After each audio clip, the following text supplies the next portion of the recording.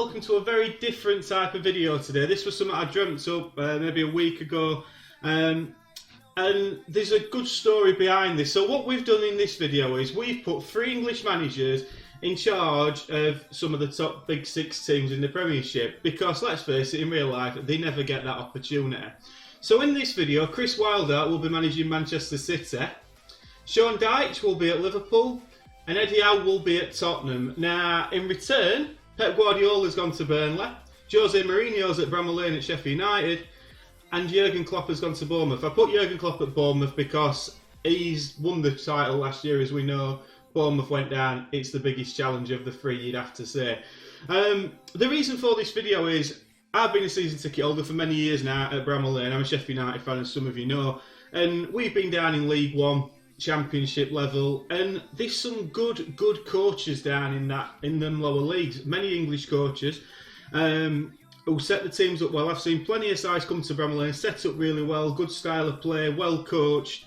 And these managers really never get the chance to go higher up. Some of them do, obviously. Some have to build their way up there, like these 3 guys have done. And it's a shame, really, because you've got people such as your Guardiolas who, as we know, last week got beat by Leicester 5-2. So what's his response to that? He goes out and buys a £65 million defender on a defence that he's already spent £500 million on. Now, coaches in these lower levels and English coaches don't have these luxuries, these resources, these finances, which these big clubs can offer. So wouldn't it be interesting to see what would happen if they were given the chance to do it?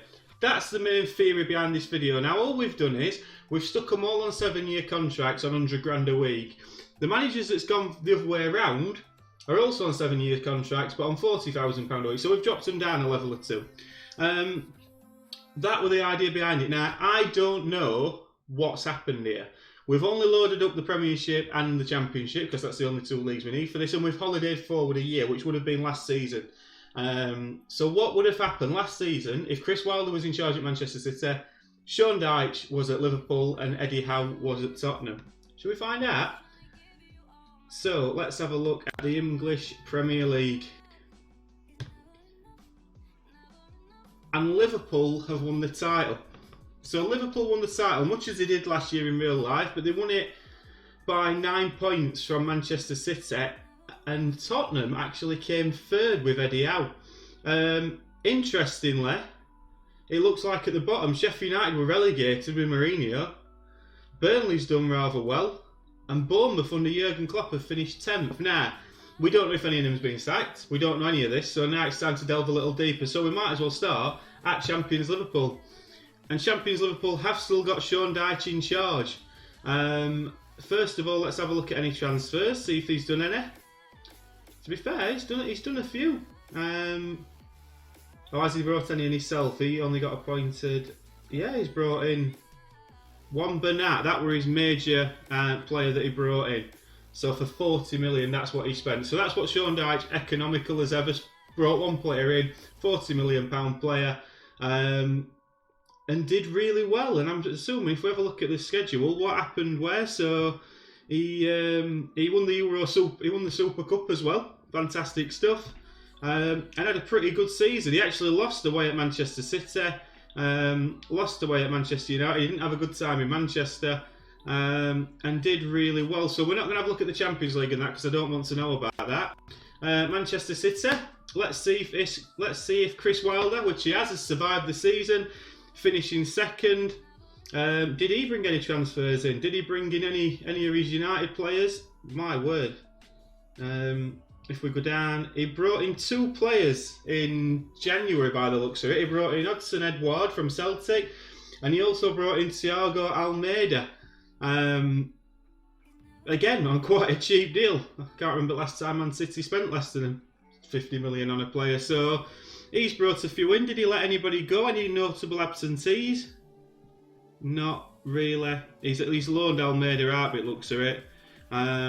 But apart from that, just been a load of loan players out. So Chris Wilder doing a good job.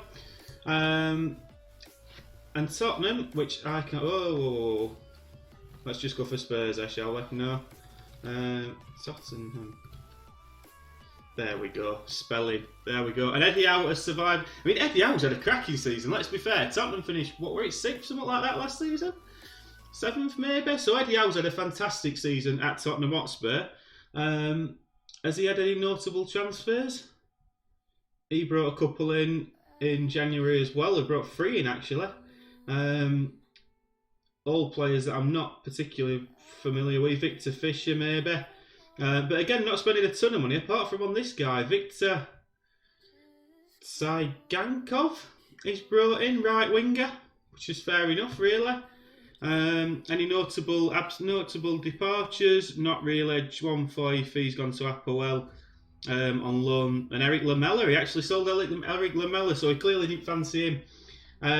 But let's have a look what happened at Sheffield United, first of all. The team who went down. Jose Mourinho's still in charge, but how did they go down? Obviously, they haven't won anything, so we'll have a look at their schedule. Just couldn't pick up a win. In fact, we didn't win from the 29th of January. Apart from beating Bournemouth, we didn't win a single game. Wow.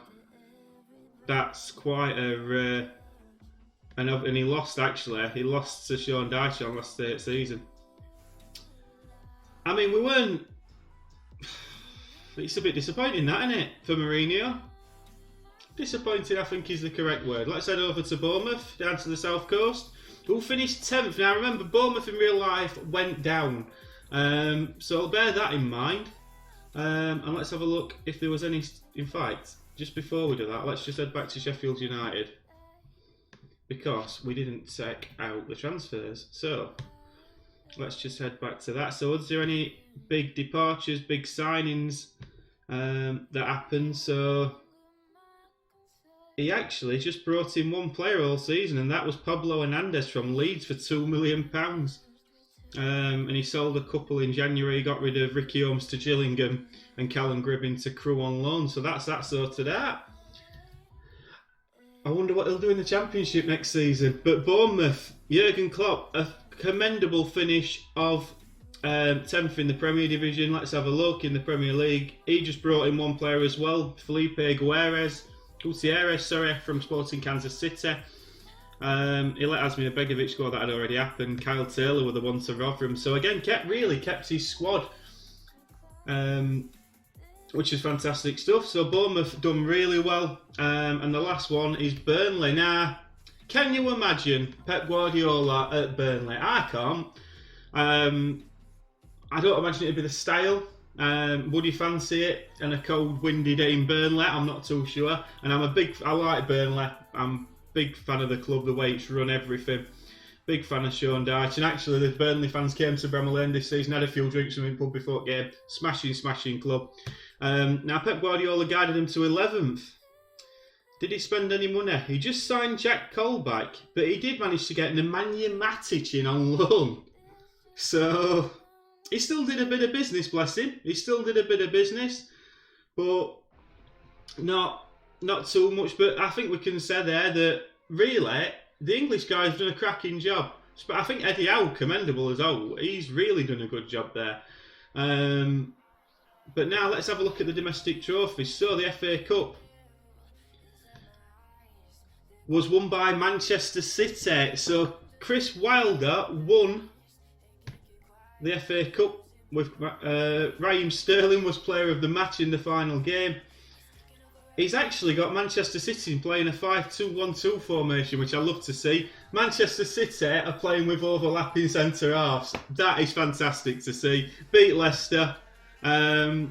Yeah, marvellous Manchester City FA Cup holders on this, with Chris Wilder winning his first domestic trophy. What's the other one? The League Cup. I wanted to say Worthington Cup then. Is it down as a League Cup on here? It must be. No. What's it? Oh, it's on. It's Carabao, isn't it? There we go. The Carabao Cup was won by Liverpool. Sean Dyche winning his second domestic trophy. So Sean Dyche doing the double, beating Eddie Howe's Tottenham in the final. Let's have a look how he's got them playing. Marvellous. Sean Dyche has got them playing a 4-4-2. How good is that?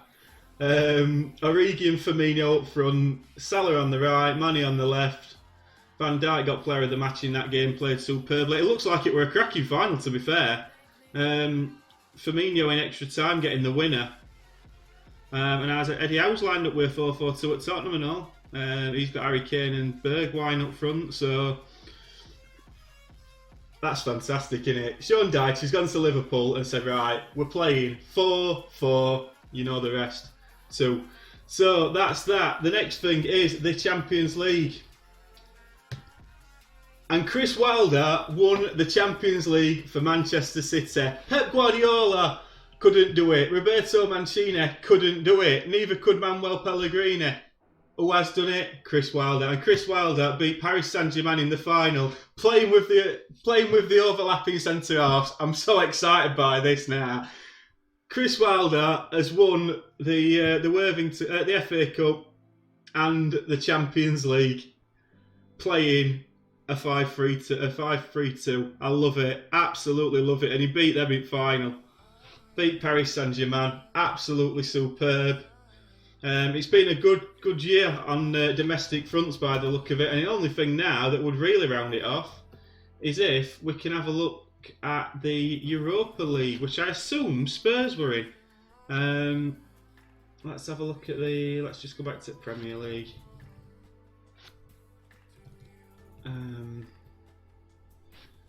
Where is it on here? Europa League. What's it down as? It's not down as Champions Cup, is it? Oh, what's it down as? Euro Cup, there we go. Manchester United won that, to be fair to him. I assume, did he? Ole Gunnar Solskjaer so out of the season, so fair play to him. He beat Arsenal in the final. And Arsenal still managed by Mikel Arteta. So, I mean, that weren't a bad final either. 3-1, Pogba, Martial and Rashford.